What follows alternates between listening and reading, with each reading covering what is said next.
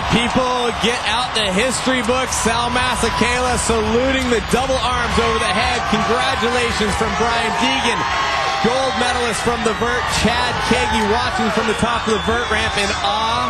And ladies and gentlemen, we have just been blown away one more time. If this is not a perfect 100, I don't know what is.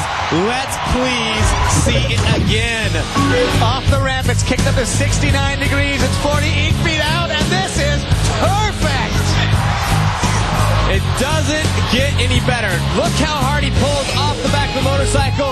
One flip completely around. He still has the head arched backwards. Total commitment. Not one bit of doubt.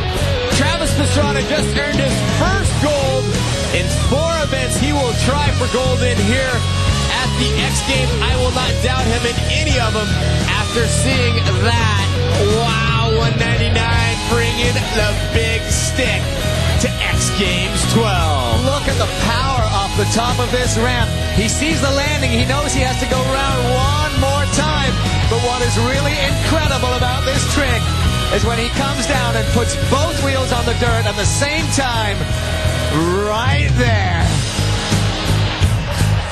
Wow, Jesse James watching on.